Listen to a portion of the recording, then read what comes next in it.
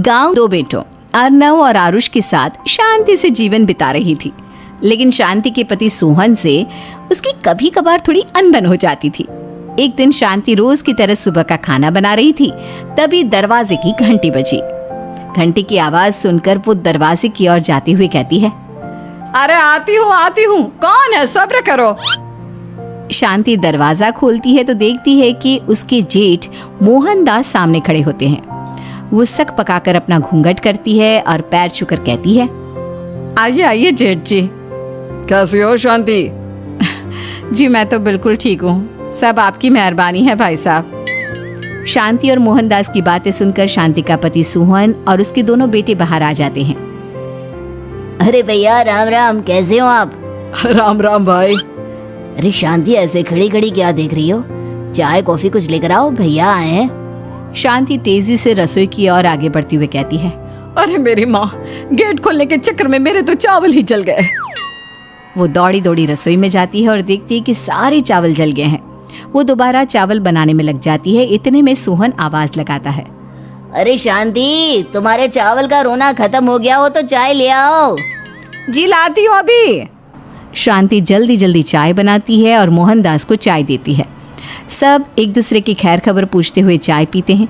चाय खत्म होती ही मोहनदास शांति की ओर देखते हुए मजाक में कहते हैं, शांति, अब तुम्हारी चाय में दम नहीं रहा, अब हमें चाय बनाने वाली बदलनी पड़ेगी।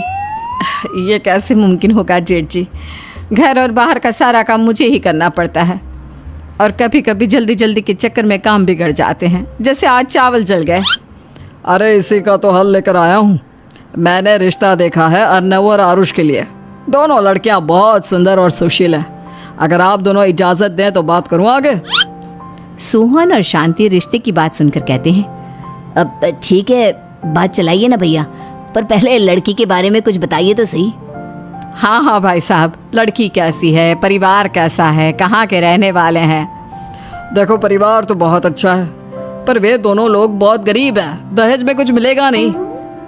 अरे हमें दहेज में कुछ चाहिए भी नहीं, बस लड़की संस्कारी होनी चाहिए। एक लड़की तो पढ़ी लिखी है और शहर की रहने वाली है, पर दूसरी अपनी गरीबी की वजह से पढ़ न सकी और गांव में रहती है। लेकिन दोनों है बहुत खूबसूरत।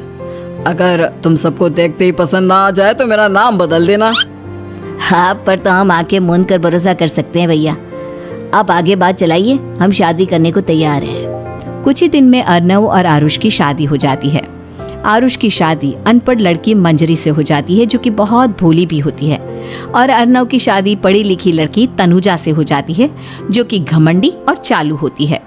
एक दिन मंजरी घर के काम कर रही थी कि अचानक शांति उसे आवाज लगाती है, बड़ी बहू, ओ बड़ी बहू, मंजरी जल्दी यहाँ आओ। मंजरी जल्दी जल्दी शांति के पास जाती है। बेटा मेरे पैर दबा दे, बहुत दर्द हो रहा है। जी माँ जी, बस बर्तन धोकर आती हूँ। अरे बैठ यहाँ, मेरे पैर में बहुत तेज दर्द हो रहा है, बर्तन छोटी बहू धो लेगी। मंजरी शांति के पैर दबाने लगती है तो शांति तनुजा को आवाज लगाती है, छोटी बहू, ओ छोटी बहू। तनुजा थोड़ी देर से आराम से चलकर आती है। जी माँ जी, आपने बुलाया मुझे? आपको कोई काम था क्या? तू कुछ काम कर रही है या? शांति की बात काटते हुए तनुजा बोलती है, कुछ नहीं माँ, फोन पर अपने घर पर बात कर रही थी। अरे बाद में बात करियो अपने घर वालों से, पहले जाके बर्तन धो ले। तनुजा मुंह बनाते हुए अपनी जेठानी की ओर देखती है और मन ही मन कहती है, ये महारानी वहाँ बैठी है, ये नहीं कि बर्तन धो ले। मैंने इतनी पढ़ाई बर्तन धोने के लिए की थी क्या? तनुजा दांत पीसकर वहां से चली जाती है। अगले दिन सब दफ्तर चले जाते हैं, तभी डाकिया चिट्ठी लाता है। शांति चिट्ठी लेकर मंजरी से कहती है, बड़ी बहू, जरा छोटी बहू को बुलाना, एक चिट्ठी आई है। मेरी तो आंखें कमजोर है तो मुझसे पढ़ा नहीं जाएगा। मंजरी तनुजा के पास जाकर कहती है, तनुजा, तुम्हें माँ जी बुला रही हैं। मुझ पर हुक्म मत चलाओ, काम बताओ काम। अरे मैंने तुम पर कहाँ हुक्म चलाया, और हुक्म चला भी दूंगी तो क्या हुआ, तुम तो मेरी छोटी बहन की तरह हो ना। तुम जैसी अनपढ़, जाहिल और गांव की गवार मेरी बहन नहीं हो सकती। बेचारी मंजरी तनुजा की बात सुनकर अपना सा मुंह लेकर रह गई। 100 रोटी वाला ससुराल। सुनो जी, मुझे तो शीतल की बड़ी फिक्र रहती है। उसका ध्यान तो बस घर के बाहर दोस्तों के साथ घूमने फिरने में ही रहता है। उसे कुछ बोलो तो एक नहीं सुनती। मैं तो कहती हूँ इसकी जल्दी शादी वादी करवा दो, वरना लड़की हाथ से निकल जाएगी।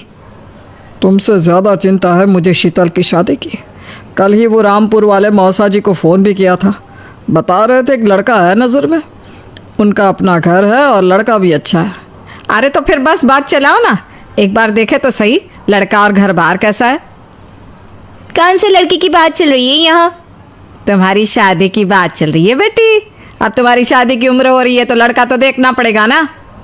उफ़ो, मुझे अभी नहीं करनी शादी वादी।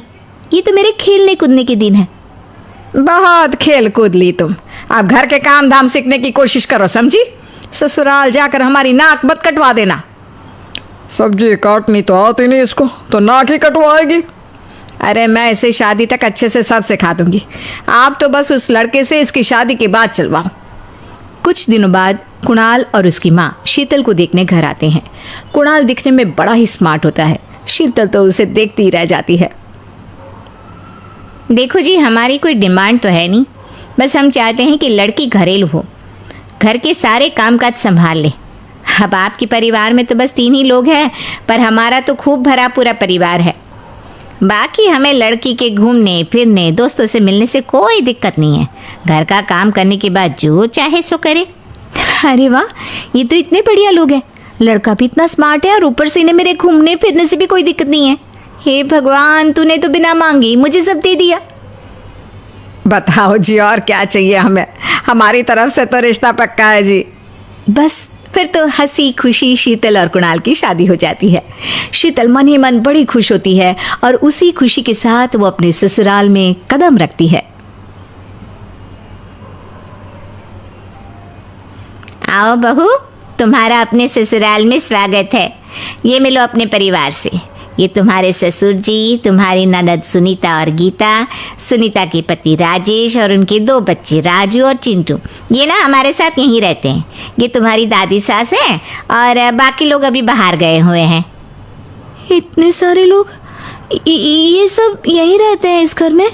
अरे अभी तो मेरे देवर देवरानी और उनके 3 बच्चे यहाँ नहीं है। उसके मायके में भी शादी थी ना, तो बस वहीं गई है। कल तक आ जाएंगे। हे भगवान, ये घर है या धर्मशाला? ये सब एक साथ इस घर में कैसे रहते हैं? मुझे तो पता ही नहीं था इनका इतना बड़ा परिवार है। अब समझी कि कोई डिमांड क्यों नहीं की इन्होंने। ये सब चाल चले मेरे साथ। अरे बहू, खड़े खड़े क्या सोच रही हो? चलो अपने कमरे में जाकर आराम करो। जी माँ जी। अगले दिन शीतल का ससुराल में पहला दिन होता है। शीतल रसोई में जाकर सबके लिए खीर बनाने लगती है। तभी उसके ननद सुनीता आती है। अरे वाह भाभी, आज क्या बना रही हो? बस दीदी, आज वो पहली रसोई है ना, तो खीर बना रही थी। अरे भाभी, ये खीर वीर रहने दो। घर में 4 लोगों को शुगर है और कुछ लोग मीठा ही नहीं खाते। आप ना सीधा खाना ही बना दो। क्या फ़र्क पड़ता है, मीठा बने या नमकीन? बस बहू के हाथ की पहली रसोई होनी चाहिए ना। जी दीदी, तो फिर मैं खाना ही बना देती हूँ। आप बता दो खाने में क्या बनेगा। बस सिंपल सी कोई सब्जी बना दो, जैसे आलू गोभी या आलू मटर, और उसके साथ रोटियां सेक दो। हमारे परिवार में अब तुम्हें मिलाकर पूरे 20 लोग हो गए हैं। 15 बड़े और 5 बच्चे। बड़ों की 6 और बच्चों की 2 के हिसाब से रोटी बना देना। चलो मैं चलती हूँ, सब देख लेना। हाँ, बड़ों की 6 रोटी, मतलब कि 15 लोगों की 90 रोटियाँ, और बच्चों की 2 रोटी, मतलब 5 बच्चों की 10 रोटियाँ। 90 और 10 मतलब कुल मिलाकर 100 रोटियाँ। हाय, मैं तो मर गई। 100 रोटी अकेले कैसे बनाऊंगी? माँ, ये तुमने मेरी शादी कहाँ कर दी? शादी से पहले तो मैंने कभी 4 रोटी से ज़्यादा नहीं बनाई। शीतल एक बड़ी सी परात में 100 लोगों के हिसाब से आटा निकालती है और उसे गूंथना शुरू करती है। आटा गूंथते गूंथते शीतल के पसीने छूट जाते हैं। उसके बाद बारी आती है रोटी बनाने की। शीतल एक एक करके रोटी बनाना शुरू करती है और 10 रोटी बनाते ही अपनी कमर पकड़ लेती है। हाय, मैं मर गई। मेरी कमर टूट गई खड़े खड़े, और ऊपर से इतनी गर्मी। मैं 100 रोटियाँ कैसे बनाऊंगी? अरे भाभी, सब बाहर रोटियों का इंतजार कर रहे हैं। ज़रा जल्दी जल्दी रोटी सेक दो। सब